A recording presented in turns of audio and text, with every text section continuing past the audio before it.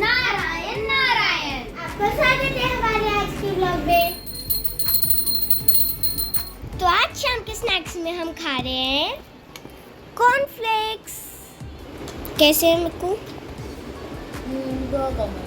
आज शाम का स्नैक्स मेन्यू में शहरा खत्म हो गया। अब हम इंतजार करेंगे। अब कौन सा फेस्टिवल आएगा? दिवाली से पहले करवा चौथ का फास्ट भी आएगा और बच्चों के लिए एक फास्ट होता है वो आएगा उसके बाद। तो अब हम बनाएंगे शाम के व्लॉग्स।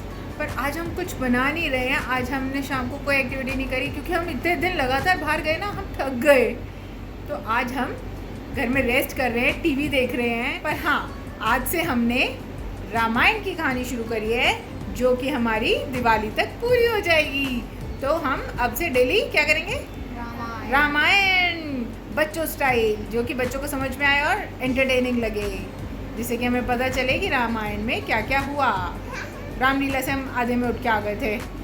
अभी हम टीवी देखते हैं, आपसे मिलते हैं थोड़ी देर में। अभी दिवाली आने वाली है ना, तो जैसे अभी हम डिस्कस कर रहे थे कि हम रामायण करेंगे।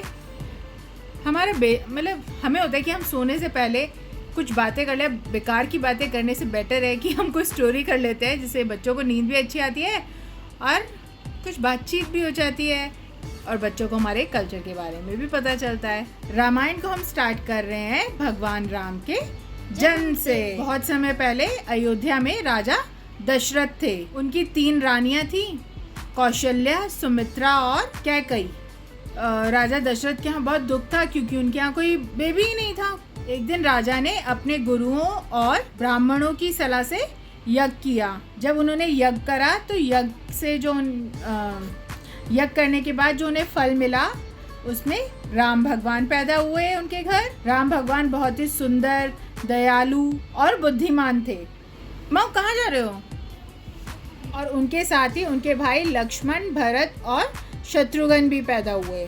अयोध्या में सब लोग बहुत खुश हुए और भगवान राम के जन्म की खुशियाँ मनाई क्योंकि वो सबसे बड़े पुत्र थे ना, इसलिए। अब हमने कहानी करी। कहानी के बाद रामायण में चौपाई करते हैं। और चौपाई क्यों करते हैं? कहानी सुनने के बाद चौपाई करना भगवान को याद करने का एक तरीका है। ये कहानी की भावना को दिल से महसूस करने वाली पंक्तियां होती हैं और चौपाई करने से हमारे आसपास में पॉजिटिविटी आती है, इसलिए हम चौपाई करते हैं। रामो राजा दशरथ नंदन, मतलब राम राजा दशरथ के बेटे हैं। धरती पर हुए महान। राम भगवान बहुत ही अच्छे और महान थे।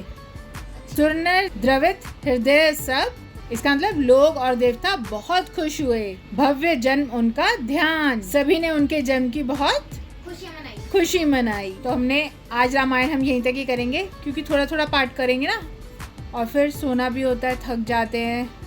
तो अब बारी है सोने की। वैसे हम बहुत थके, पता नहीं हम थक क्यों जाते हैं। करते हम कुछ नहीं पर हम थक बहुत जाते हैं।